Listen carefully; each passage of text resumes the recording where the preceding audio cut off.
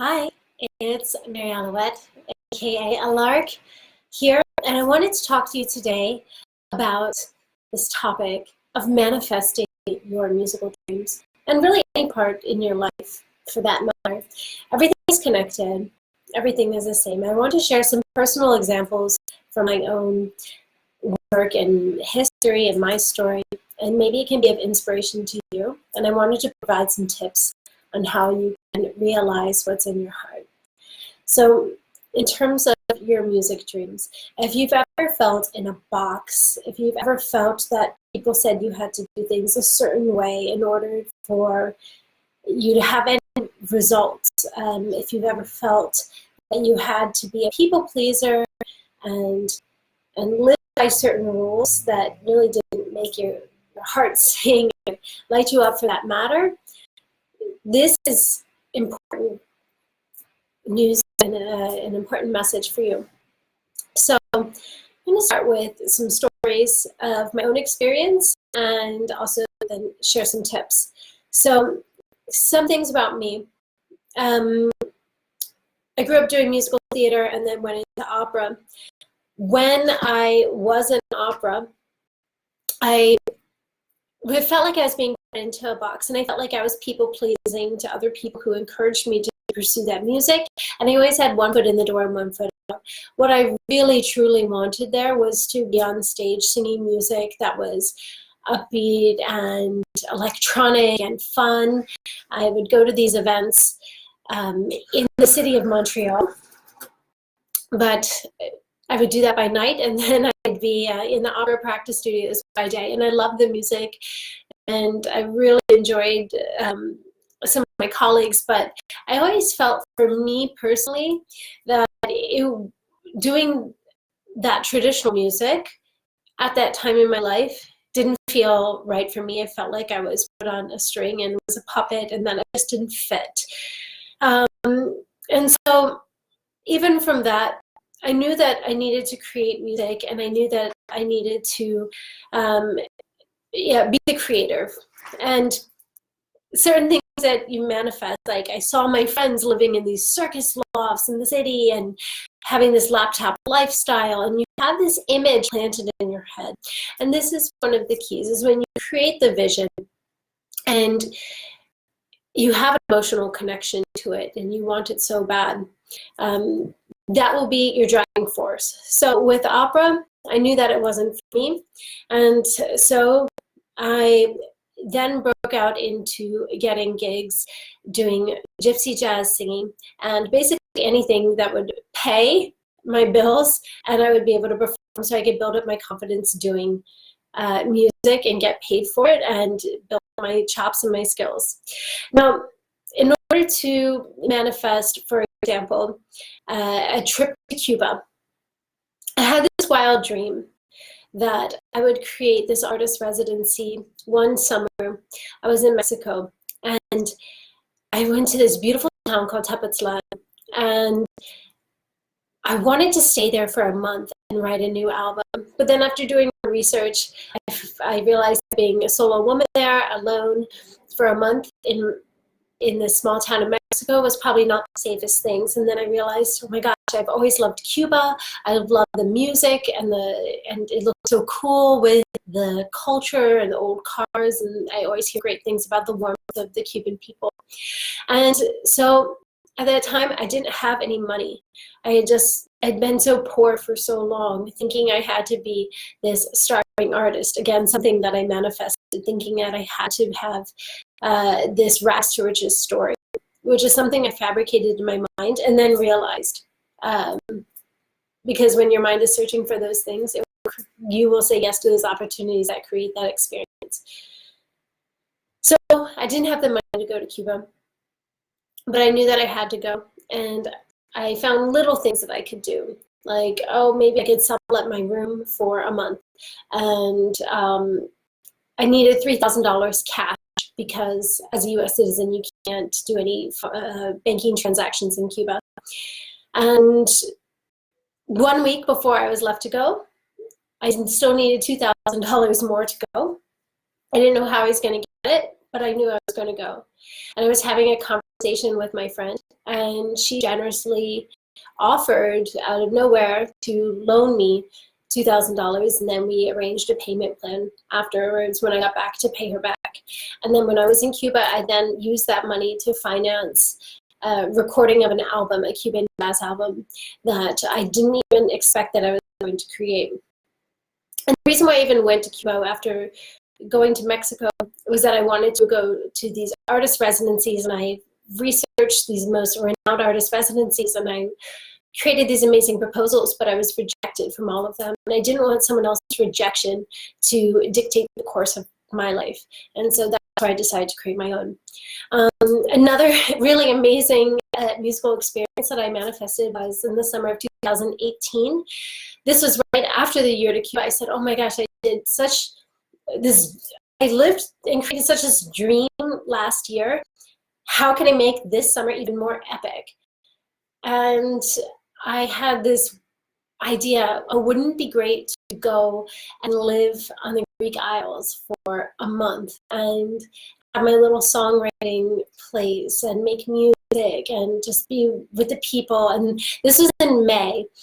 And I did some research, and I did not have any money saved and put aside for that. So, and I was like, this is going to be way too hard to create. So I just put it on the back burner, and I thought of something I could do that was smaller or local. And then in June, I got a call out of nowhere to be the music director at Ritzona refugee camp in Greece. And I got the call to submit my materials for consideration. And it was through a referral. And when I heard of what the situation was with these refugees, mostly from Syria, but from different African countries and different Middle Eastern countries, coming to a place where they could finally breathe and like feel like a human being again, if they were given the opportunity to make music and create with this project that was going there, my heart like said yes in an instant. There was no doubt about it. Just that experience, to be able to give someone that feeling of being blissful and happy, and knowing from my own experiences, having faced so much rejection, definitely not as grave as their situation, in no way at all. But from a spirit to spirit level, facing heartbreak or questions of your own self-worth, knowing that I'd be able to help facilitate those quick moments of bliss with these individuals for healing, it was like a no-brainer. And I was very lucky that I had a very small stipend, like $50 a day, and the hotel was paid for, and somebody generously paid for my flight. And I mentioned this in passing, the upcoming trip in passing, to a fellow musician, and they suggested that I create a crowdfunding campaign for that. And so I was able to raise some money for the medical bills and then go. And it ended up being this incredible trip of a lifetime. So beyond anything that I could have even tried to make out. And another dream trip that I manifested with music was back when I was doing gypsy jazz a lot. I heard of this festival called the Festival du Django Reinhardt in Samois-sur-Seine, France. And I knew some musicians that were going. It was just gypsy jazz, everyone hanging out in this campground. And then some of the big world-class, like world-famous gypsy jazz musicians would perform. And I was so blessed to have a patron for my music who stumbled upon me performing at a gig once in Annapolis, Maryland, and has been an angel. And he encouraged me to go and said that he would generously pay for the airfare. And when I was going, I linked up with some other friends who were going, and one was a researcher from NYU doing her PhD on Romani voices, figuratively, literally. And so she knew some of these Romani musicians, and I went at the same time with her. I went to Alsace first and got to know the community there and spend more time with her. And then through her, they offered us to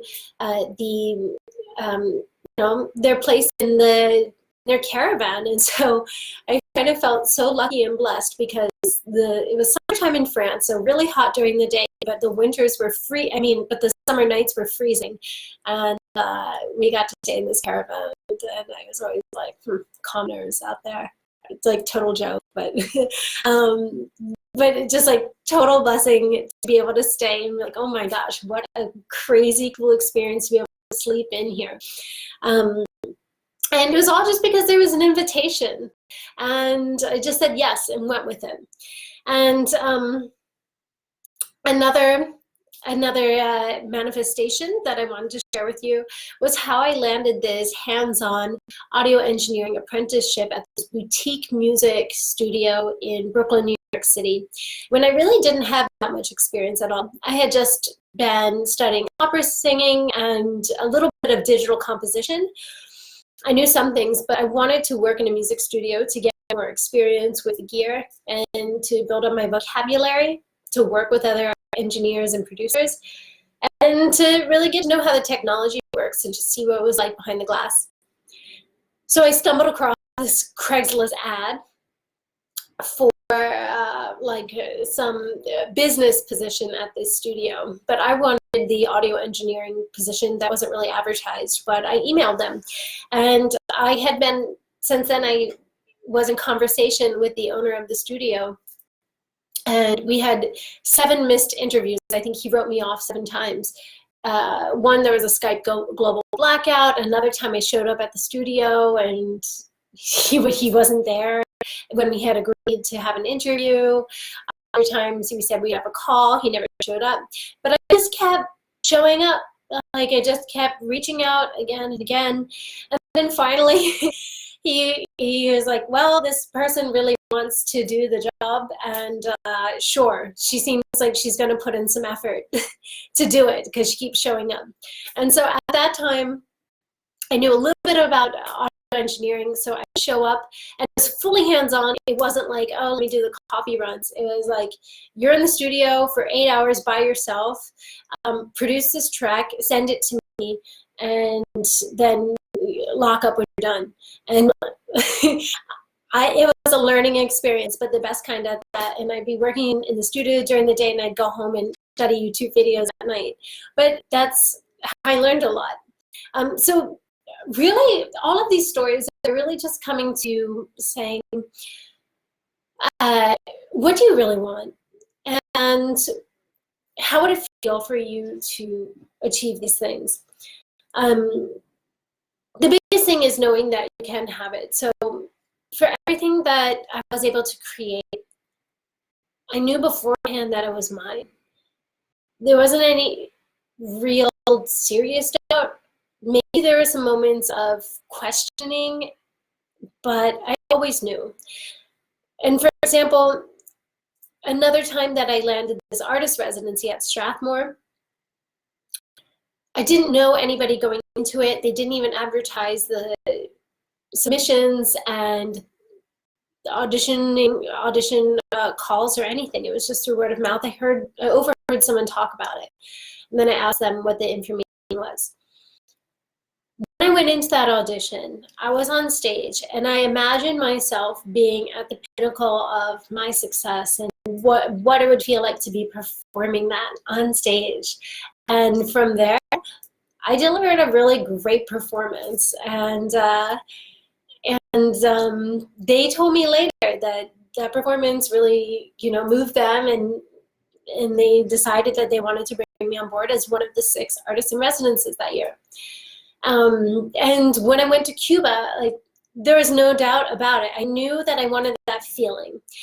And then it's all about creating that feeling and being tied to it. I almost wavered because then Trump was coming into office. It was right in between Obama and Trump was going to shut down relations borders with Cuba make it more difficult to go there. And I said, I just want to be somewhere in a foreign country where I'm not speaking English, where I can make music, and how is that going to happen? And so I also considered going to Colombia, to Spain. I just wanted that feeling. And then I waited it out, and I saw that Cuba is possible. With the French Romani Gypsy Caravan, I wanted the feeling of adventure, and the opportunity came to my lap, so I took it. So the tips for you are to get an idea of what you want to have or create in your mind. And you could make a vision board for it. You could start researching what it is that you want. You could look into what are the costs associated with that, or the different experiences that you want with that. And then you have to believe that it could be yours, even though that can sometimes be the hardest thing because there's no evidence in front of you that it already is. But you have to know that it could be yours and decide that it is yours. And then the third one is to act upon it. Do the actions. Submit the information for the proposals, or book your plane ticket, make arrangements. But those are the things. And I found that although it's been really like a roller coaster ride here, it's been so much more rewarding than just taking, a simple, safe path. And yeah. So if that is inspiring to you, and you also want to take your own music to the next level and see what's possible for your singing and songwriting, I invite you to book a call with me for a free consultation and see if it's a right fit for a coaching relationship. You can do that at setyourlifetomusic.com/apply. And I'll put the link in the box here. And thank you so much for watching. And I hope this was inspirational for you. And I will see you later. Lots of love. Bye.